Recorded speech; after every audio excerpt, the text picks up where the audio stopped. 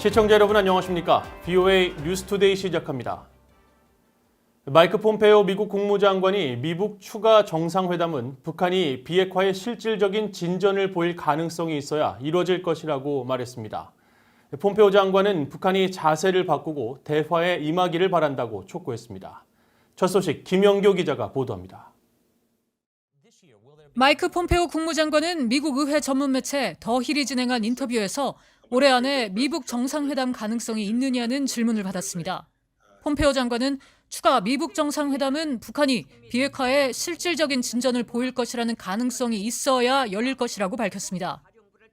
특히 미국은 대통령 선거일이 가까이 다가오고 있고 북한 정권은 엇갈린 신호를 보내고 있다고 지적하면서 트럼프 대통령은 2년 전 싱가포르 정상회담에서 합의한 내용에 진전이 있다는 확신이 있어야 추가 정상회담을 원한다는 겁니다. The truth is, President Trump only wants to engage in a summit if we believe there's a sufficient likelihood that we can make real progress in achieving the outcomes that were set forth in Singapore now. 폼페이오 장관은 이어 미국은 북한 측과 상세한 논의를 하려고 노력하고 있다고 말하고 한반도의 비핵화와 궁극적인 충돌 해결, 한반도에서의 안정은 매우 중요하다고 강조했습니다. 그러나 북한은 현재 대화에 임할 의지가 없는 것으로 선택했다며 마음을 바꿔 대화에 나오길 바란다고 밝혔습니다. But you need to have a willing partner, and the North Koreans have chosen at this point in time not to engage in a way that can lead to a potential solution. We hope they'll change their mind. We look forward to engaging them in dialogue so that we can get to the right outcome. 폼페이오 장관은 이어 영내 파트너인 일본과 한국은 물론 중국 역시 북한 비핵화에 대한 기대를 하고 있다면서 완전하게 검증할 수 있는 방식의 비핵화를 강조했습니다.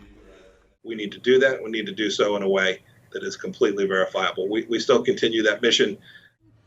폼페이오 장관은 북한이 장거리 미사일 발사와 핵실험을 중단하고 있으며 이제는 더 어려운 문제에 착수해야 할 때라면서 이건 미국 국민의 안보뿐 아니라 북한 주민들의 안보를 위해서도 더 좋은 결과를 보장해 줄 것이라고 말했습니다. 한편 폼페이오 장관은 뉴욕 이코노미 클럽과의 대담 행사에서는 오는 11월 대선 전 미북 정상회담 가능성에 대해 지금 7월이라면서 그렇지 않을 것으로 본다고 말하고 그러나 중요한 진전이 있을 경우 가능성을 배제하지 않는다고 말했습니다. VOA 뉴스 김양교입니다. 주한미군이 다음 달로 예정된 미한 연합훈련 계획과 실행에 대해 신중한 입장을 밝혔습니다.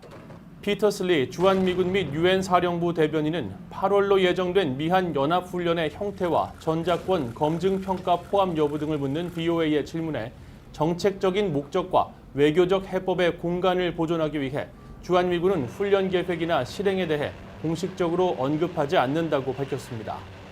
미한 양국은 2017년까지 매년 8월 한반도 유사시 작전 수행에 필요한 협조 관계와 업무 수행 절차 등을 평가하는 을지 프리덤 가디언 지휘소 연습을 실시해왔지만 남북 대화와 미북 대화가 이뤄진 2018년부터 주요 연합훈련들을 사실상 축소 중단했으며 지난 2월 예정이었던 훈련은 신종 코로나 바이러스 대유행으로 인해 연기됐습니다. 앞서 미국 국방부는 지난 3일 8월로 예정된 미한 연합훈련의 범위와 규모, 초점 등은 동맹의 맥락 안에서 결정될 것이라고 밝힌 바 있습니다. 북한이 국제사회에 등록한 선박이 500여 척에 달하는 것으로 나타났지만 노후화된 선박 등을 제외하면 운용 가능한 선박이 절반에 불과한 것으로 추산됐습니다. 여기에 유엔과 미국의 제재 대상 선박은 100여 척에 달해 북한 선박들의 정상적인 운항은 매우 어려운 것으로 파악됐습니다. 함지하 기자가 취재했습니다. 전 세계를 운항하는 선박들이 빼곡하게 표시돼 있는 마린 트래픽의 지도입니다. 한국과 중국 등 선박 수백여 척이 드나드는 모습이 보이는 것과 달리 북한은 매우 한산한 모습입니다. 북한을 드나드는 선박이 의도적으로 위치 신호를 감춘 요인도 있지만 북한을 출발지와 도착지로 하는 선박 자체가 다른 나라보다 현격하게 적은 겁니다. 실제로 국제해사기구 IMO의 선박 등록 시스템을 확인한 결과 정식으로 북한 깃발을 단 선박은 모두 531척이었습니다.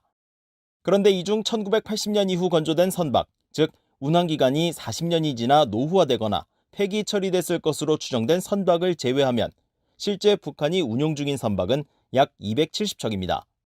등록 선박만 8천에서 10,000척에 달하며 국제무역에 사용하는 한국 등 주변국에 비하면 너무나도 적은 수입니다.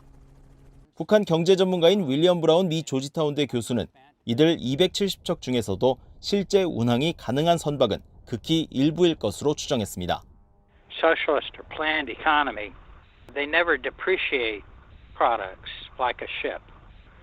In North Korea, they don't have such a system. As a result, they just keep things on and on and on. 대북 제재로 인해 실제 운항이 불가능한 선박들도 많습니다. 현재 북한 보유 선박 40여 척이 유엔 안보리의 제재 대상이고 이 선박을 포함한 약 100척은 미국 정부의 독자 제재 대상입니다. 유엔의 제재 선박은 다른 나라 항구에 입항할 때 즉시 억류될 수 있어 사실상 공해상에서만 제한적으로 운항할 수 있습니다. 또 미국의 제재 대상 선박과 거래하는 항구와 보험회사, 물류회사 등이 미국의 추가 제재를 받을 수 있기 때문에 해당 선박들은 미국의 독자 제재를 인정하지 않는 나라 등 한정된 지역만을 갈 수 있습니다. 이런 이유로 최근 몇 년 사이 북한 선박이 공해상에서 다른 나라 선박과 환적을 하는 방식의 제재 회피 사례가 크게 늘고 있습니다. 또 최근에는 중국 등 제3국 선박이 직접 북한으로 제재 품목을 실어 나르고 있는 것으로 파악돼 유엔과 미국 정부가 어떤 대응에 나설지 주목됩니다. BOE 뉴스 함자입니다. 미국 우주군이 버지니아주 중대서양 지역 우주공항에서 4개의 군사 정찰 위성을 미노타우르 4 로켓에 탑재해 발사했습니다. 미국 국가정찰국은 15일 보도자료를 통해 NROL 129로 명명된 이번 정찰 위성은 미국의 선임 정책 기반자와 정보당국, 미국 국방부에 의해 정보를 제공하는 전체적인 국가안보 임무를 지원하기 위한 것이라고 설명했습니다. 이어 이번 위성은 지난 1996년 이후 국가정찰국의 54번째 발사로 우주군과 미 항공우주국 등이 협력했다고 밝혔습니다. 국가정보국은 미국의 모든 정찰 위성의 개발과 운용을 담당하고 북한의 군사 동향과 주요 시설에 대한 파악도 깊이 관여하고 있습니다. 리처드 하스 미국 외교협회 회장은 북한이 위협을 줄일 수 있다는 확신이 있어야 3차 미북 정상회담이 가능할 것이라고 말했습니다.